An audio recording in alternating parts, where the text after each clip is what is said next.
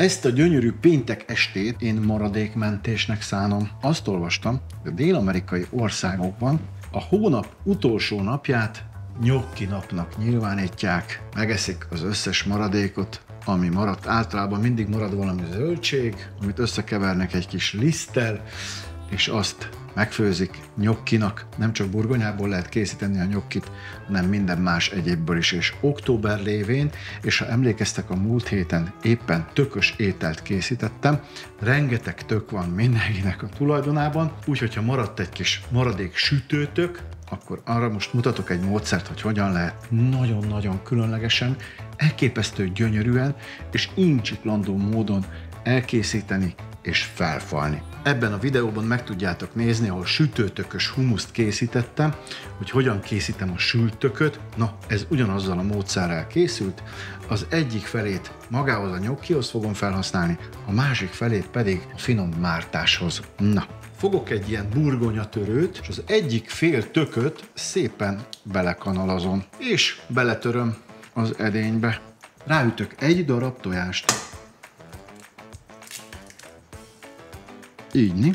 Dobok rá egy pici sót, és adok hozzá, hát körülbelül egy ilyen 300 g, azaz 30 deka gluténmentes lisztet. Észrevettem, ugye elég sok gluténmentes szajrét fogyasztok a feleségem mellett, mert ő gluténérzékeny, ezt mindig elmondom nektek. Például palacsintát majdnem megvalósíthatatlan készíteni gluténmentes lisztből, vagy nekem legalábbis eddig még nem sikerült, de például a gnocchi, az kifejezetten könnyedebb, izgalmasabb, jobban emészthető, és mégis olyan jó harapos tésztát kapunk belőle. Úgyhogy én kifejezetten ajánlom azoknak is, akik bírják a glutént, hogy gluténmentes liszttel készítsék ezt az ételt. Ez az egész így, ahogy van, mehet fel a keverőgépre. Most nem a megszokott dagasztóhorgot használom, hanem ezt az úgynevezett krémkeverő kanalat. Ennek az az értelme, hogy a gluténmentes liszt az kevésbé nyúlik, nem alakulnak ki benne ugye a gluténszálak, kevésbé nyúlik, egy kicsit ilyen krémesebb állagú lesz, jobban, ügyesebben tudok dolgozni, hogyha krémkeverő kanállal készítem. Így néz ki a tésztánk, amitől ugye nem szabad ugyanazt várni, mint egy gluténos tésztától, de nagyjából ezt az állagot kell megtalálni.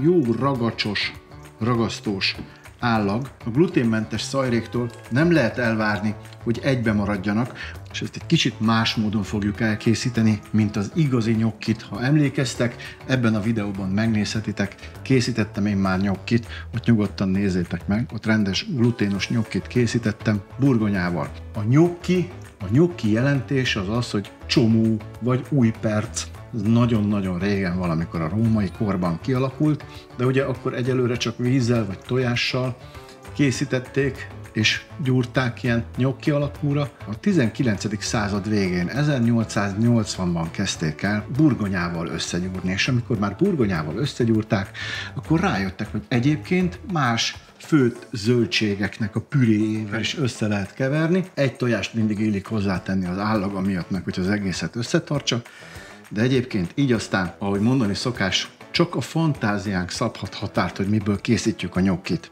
Hát én most egy gyönyörű narancssárga tök gnoccit fogok készíteni, de el tudom képzelni zellerből, répából, bármilyen zöldségből, bátran kísérletezzetek, édesburgonyából. Na, sok volt az edukatív duma, és folytatom a főzést. A tészta elkészült, úgyhogy ezt most én így, ahogy van, nem faxnizok vele semmit, félreteszem, hadd pihenjen, amíg elkészítem a mártást.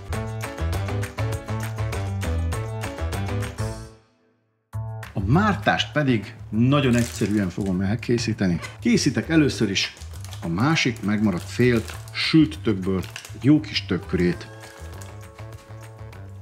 Ebbe a tökpürébe belenyomom ezt a hagyományosan a sütőtök mellett sült hagymát is. Sőt, én 2 fokhagymagerezdet is behajítottam a sütőbe a tök mellé, úgyhogy azokat is így belenyomom, mint a fogkrémet.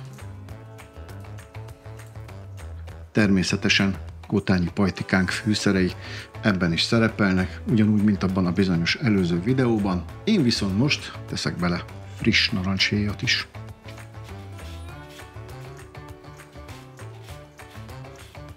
És most a narancs egyik felének a levét is belefacsarom.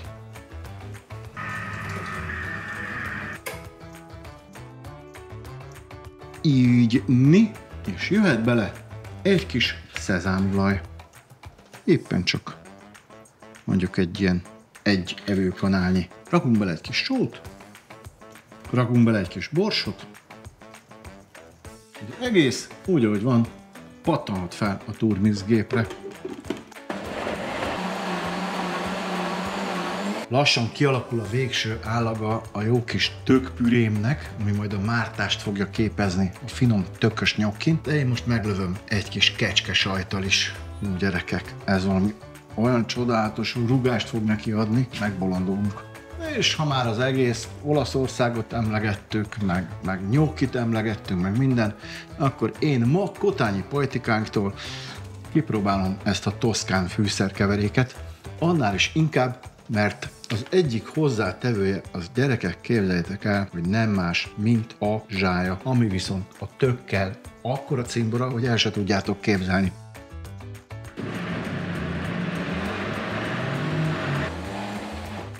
Na kérem, ennyi volt az egész, el is készült a csodálatos, szexi narancssárga, elképesztően illatos, kecskesajtos, toszkán fűszerkeverékes püré. Ilyen az állaga, de ugye ezt még főzésnél egy kis főzővízzel is fel fogom ütni. Még azzal tartozom nektek, hogy egész más módon kell a gluténmentes tésztát kezelni, a gluténmentes nyokkit, mint a gluténos nyokkit. Ugye a gluténos nyokkit, ha emlékeztek rá, és majd megnézitek a nyokkis videómban, kinyújtom, felszeletelem, és egy ilyen formázó segítségével szép bordásra formázom. Ezt egész máshogy kell csinálni, de ehhez hasonlót is készítettem már, ebben a videóban meg tudjátok nézni, tojásos nokedlit. Azt is ugyanezzel a módszerrel csináltam, nevezetesen ki fogom nyomni habzsákból.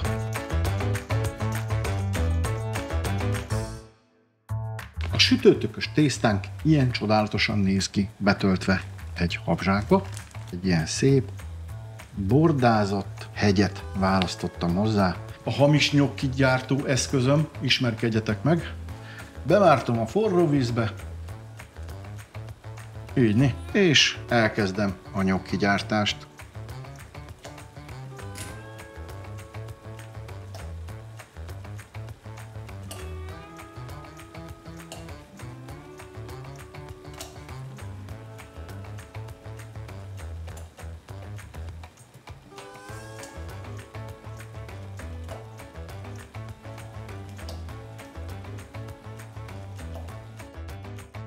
Na, hát a nyokkik gyönyörűen kezdenek feljönni a felszínre, szépen főnek, néhány percről van ám itt szó, 2-3 perc alatt megfőnek. Ide is tettem ezt a serpenyőt melegedni, amiben én most hajítok egy kis vajat, egy kockát, meg mondjuk még egy kocka vajat, így. Ahhoz, hogy a nyokki főjön, ahhoz nem kell, hogy zubogjon a víz. És ha nem zubog a víz, akkor kisebb esély van rá, hogy kifut, kiszalad. Nyugodtan vissza lehet venni, még csak az se kell, hogy forjon. Ami jó meleg a víz, forró a víz, a nyokki az már meg fog főni. Csinálunk egy szép habzóvajat, így. A habzóvajba először is belecsurgatunk egy nagyon pici mézet. Éppen csak egy keveset, ezt hagyjuk, hadd karamellizálódjék. Jöhet rá megint csak ez a jó kis toszkán fűszerkeverék, és jöhet rá az első adag nyokki.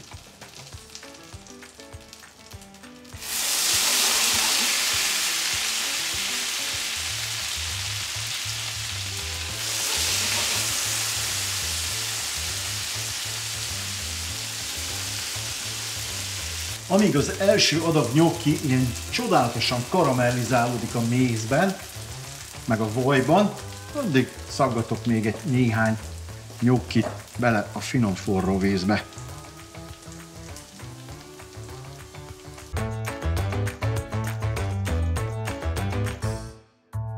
Na, most már az összes nyokki megfőtt, és mind szépen itt karamellizálódik a szemünk láttára, többen lévő cukrok, ilyen csodálatosan karamellizálódnak, és az isteni finom tud lenni.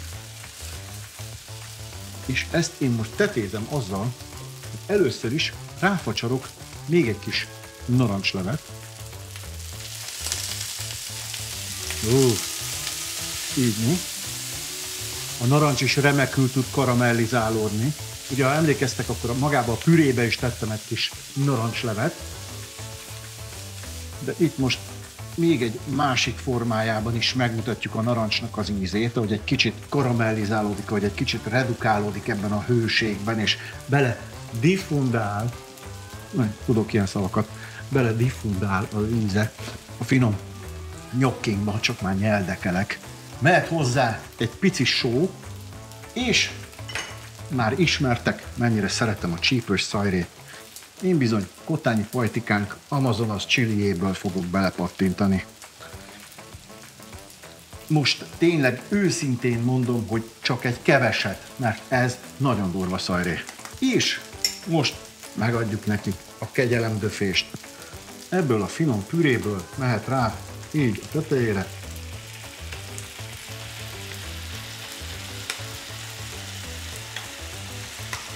És az egészet fellazítom egy kis főzővízzel.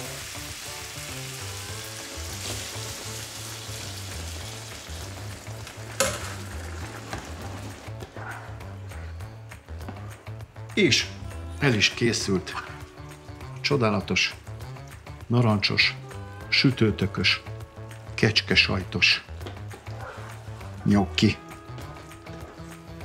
Belerakom egy szép szürke tányérba, hogy érvényesüljön ez a csodálatos narancsszín, és aztán a szemetek láttára felfalom az egészet az utolsó falásra.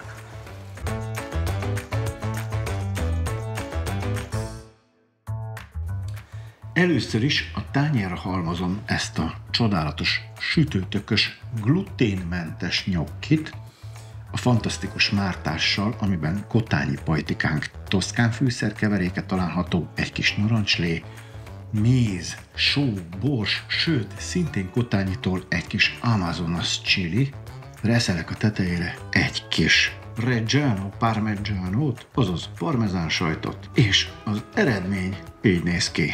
Az elvetemültek még csepegtethetnek rá, szintén kotányi pajtikánktól adott esetben egy kis tökmagolajat, kis pirított tökmagot lehet rászórni a tetejére, de én ezt most csak így olaszosan fogom fogyasztani.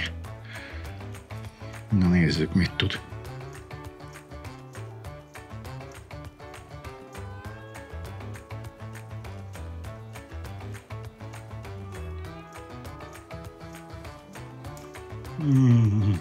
Gyerekek, a sütőtök a narancsal az valami olyan egzotikus dolog, hogy meg kell tőle bolondulni. Az egész isteni finom, krémes, a gluténmentes liszttől igazán finom, könnyű, harapós, de mégis könnyű maga a nyokki tészta. Nagyon szépen megül a barázdákban maga a mártás, maga a krém. Hát az az igazság, hogy a mai főztömről is kizárólag szuperlatívuszokban tudok beszélni. Na jó, minden hülyeséget félretéve. Tényleg isteni finom. Végtelenül egyszerű. Ennél olcsóbb étel nem tudom, hogy létezik a földkerekségen. Nagyon egyszerű elkészíteni, és igazán szívhez szóló forróság önti el az embert egy ilyen októberi estén, hogyha ezt megkóstolja. Na jó, elég volt a költészetből, puszilak benneteket, jövő pénteken találkozunk, és megint főzünk valami hülyeséget.